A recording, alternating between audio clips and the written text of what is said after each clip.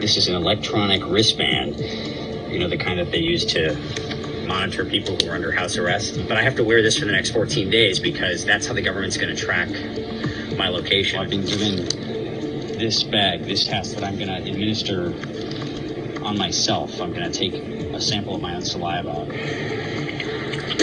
And I'm now at my next stop, a hotel room provided by the Hong Kong government, where I will now sit and wait for a phone call on that phone, hopefully telling me that I tested negative, in which case then I can begin my compulsory 14-day quarantine. If I test positive or it's inconclusive, then I have to get an ambulance and go to the hospital. This room key got me in the room, but it only works once. So once I'm in, I can't leave. Xi Jinping demonstrated how it could be done. Invasive surveillance at the cutting edge of his high-tech authoritarian response. Drones, censorship, mass isolation. Some 21st century strongmen shrugged at first, prioritizing their economies. Trump initially called the virus a hoax, then blamed China before claiming total authority yesterday. Brazil's Bolsonaro branded the reaction as hysteria. The Belarusian president dismissed global alarm as mass psychosis.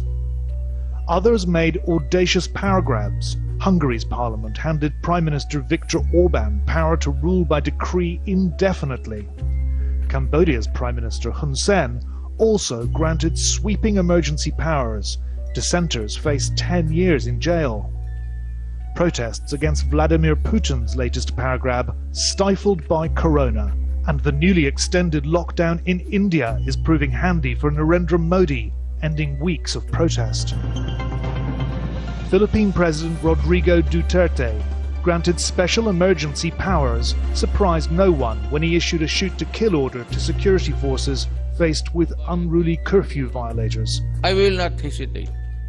My orders are sa police pati military, pati mga barangay, na pagka ginulo at nagkaroon ng okasyon na lumaban at ang buhay ninyo ay nalagay sa alanganin, shoot them dead.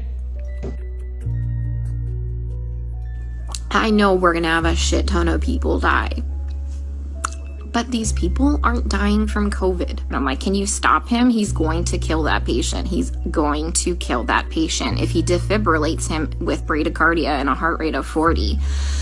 And the director of nursing just shook his head, and I turned around and he killed the dude. Okay? There was a nurse who placed an NG tube into some guy's lungs and filled his lungs with tube feeding. There was a nurse who confused a long-acting insulin with a short-acting insulin and gave 30 units of a fast-acting insulin and killed the guy. I just don't give a shit about these people.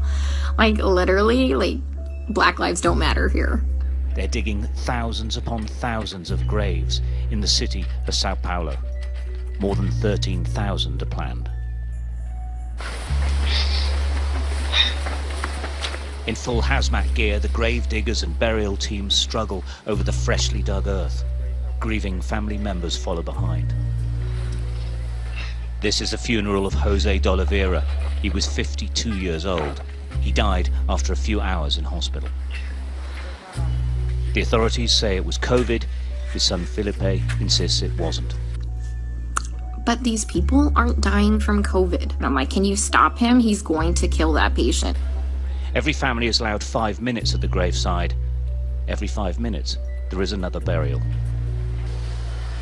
The graves are separate, but the dead are covered over en masse. To all intents and purposes, this is a mass grave. Marceline da Silva saw her brother enter hospital, saw her brother enter hospital, saw her brother enter hospital. But these people aren't dying from COVID. And I'm like, can you stop him? He's going to kill that patient. That was the last time. É que ele sofreu muito, então eu só tenho coisa que eu fico só pensando no sofrimento dele.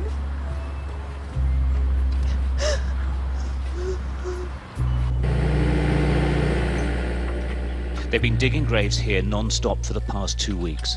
They're doing about 800 a day.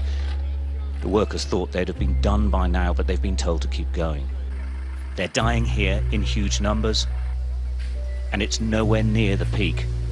More countries in Latin America are going the same way.